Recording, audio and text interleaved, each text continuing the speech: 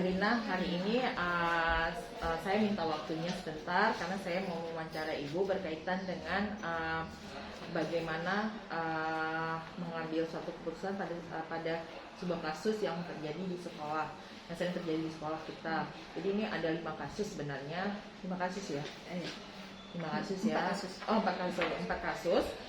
Dan Ibu pilih salah satu kasus yang mana kira-kira yang terjadi di sekolah kita mungkin, dan saya mau tahu apa pendapat Ibu atau bagaimana apa keputusan Ibu berkaitan dengan kasus tersebut. Ibu memilih kasus nomor berapa? Baik, sebenarnya saya akan coba di kasus nomor 3. Nah, ini memang sangat sering ya, bahkan merupakan salah satu dilema di sekolah kita, bagaimana menetapkan nilai ini di waktu akhir atau bahkan ketika pembagian rapor tersebut. Nah, kalau misalnya saya lihat kasus yang ini tidak mempermasalahkan kalau di sini beliau adalah kepala sekolah yang baru ataupun bagaimana, tapi dalam keseharian sehari-hari kalau saya pribadi melihat yang seperti ini mempertimbangkan ya. Mempertimbangkan yang pertama itu adalah mungkin masa depan si anak. Nah, jadi kita akan mempersiapkan jauh-jauh hari siswa yang mana aja yang akan melanjutkan. Jadi dengan begitu kita bisa membimbing dari awal. Nah, kemudian juga kalau saya pribadi juga ini melihat bahwa sikap kita mengambil keputusan ini juga atas nama baik sekolah mungkin. Nanti saya berharap mungkin dengan seperti ini setidaknya ada perubahan atau mungkin ada juga nama sekolah kita yang mungkin dicarikan orang atau lebih baik seperti itu. Karena mungkin walaupun sebenarnya kalau menurut saya itu kan kalau SMA mungkin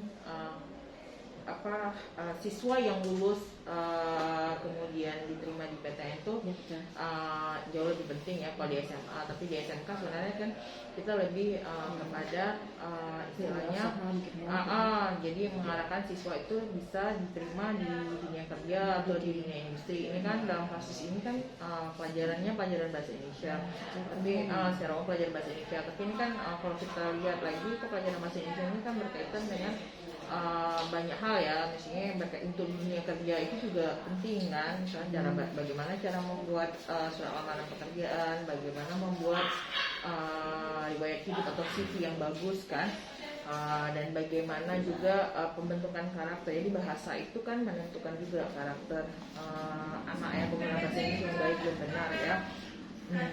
Jadi kalau menurut menurut Bu Herina, kira-kira kalau kasusnya seperti ini di sekolah kita, itu kira-kira Bu Herina akan seperti apa keputusannya? Yang diambil seperti apa? Apakah Bu Herina akan menaikkan nilai siswa? Karena ini kan kasusnya ini pelajaran bahasa Indonesianya rendah ya, sehingga ini akan berpengaruh terhadap diterimanya siswa kita di perguruan tinggi ya, di PTN ya. Dan ini memang klasik ya, setiap semester ini yang terjadi di sekolah kita juga. Jadi dilema ya, ada dilema di situ di satu pihak itu kalau kita biarkan terus jadi siswanya manja ya, jadi mereka nggak maksimal untuk belajar gitu, dianggap ya udah nanti juga nilai segitu gitu ya. Kemudian di lain pihak ya dampaknya itu ke sekolah dan dampaknya juga ke masa depan mereka ya. Jadi kalau menurut Herina, kira-kira kalau di sekolah minta nilainya itu dinaikkan 10 poin, kalau nilai itu menjadi 80 sehingga nilai itu bisa membantu siswa itu, Bu Herina akan pilih yang mana? Secara pribadi ya, saya akan coba menaikkan. Tapi dengan ketentuan begini, mungkin selama ini si siswa ini kurang dalam pengumpulan portofolio dia, atau mungkin tugasnya kurang dalam penulisan atau apa, mungkin kita gembleng seperti itu. Karena kan tujuan terakhir kita di SMK itu adalah si anak ini sebenarnya untuk di dalam bahasa Indonesia mereka bisa berkomunikasi. Nah, karena nanti di akhirnya mereka juga akan terjun ke dunia kerja, mungkin akan bersosialisasi dengan masyarakat. Cara pembuatan proposal ya, itu akan berlomba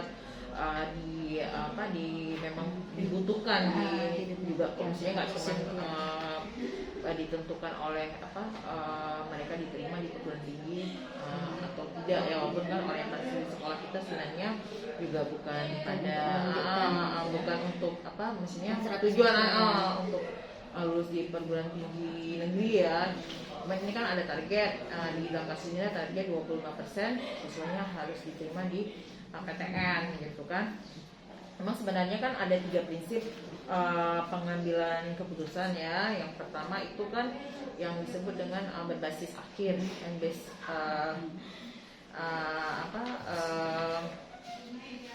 kemudian yang kedua itu bisa berbasis peraturan ya, karena kita mengambil keputusan karena kita berdasarkan nilai-nilai atau prinsip kita yang kita misalnya kalau misalnya ya saya juga kayak gitu kadang-kadang ya kalau ketika di sekolah kan memang kita harus base kan jadi gitu kan. Tapi kalau misalnya diri kita sendiri mungkin kita udah rule based thinking ya. Kalau misalnya yang ketiga itu kan ada namanya berpikir berbasis rasa peduli atau care based thinking ya.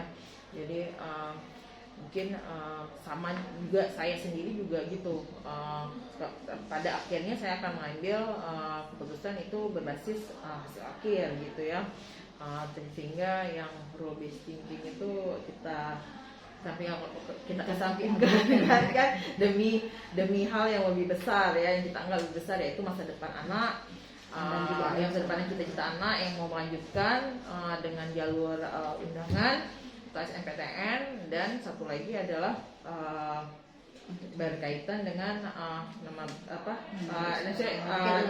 kredibilitas sekolah ya, secara pencitraan sekolah ya, image sekolah ya, dikenal bahwa ternyata SMKPP Negeri Sare banyak yang diterima di perguruan tinggi negeri melalui jalur undangan. Jadi sehingga kan orang tertarik untuk masuk ke sekolah kita, karena apalagi sekolah kita ini kan termasuk sekolah pusat keunggulan, kemudian juga sekolah pertanian kan termasuk dalam istilahnya program pemerintah yang penting ya, yang sasaran penting ya, sasaran penting masuk dalam istilahnya SDGs ya, Sustainable Development Goals, itu sekolah pertanian kan. Kita memang di sini kan menciptakan menghasilkan lulusan yang akan menjadi petani-petani milenial yang untuk keberlanjutan pangan kita masa depan Indonesia ya. Jadi mungkin ya kita harus berpikir besar ya, dari segi dengan istilahnya frame yang gede ya, seperti itu. Kemudian jadi kita sama ya, ternyata landasan berpikir kita itu berdasarkan hasil akhirnya ya, harapan ya betul, jadi sama. Jadi faktor-faktornya juga sudah jelas ya, biasanya ya karena faktor tadi ya, kenapa kita mengambil keputusan bahwa kita akan mengikuti apa yang diinginkan oleh kepala sekolah. Mungkin itu aja, terima kasih Bu Elina. Udah, thank you.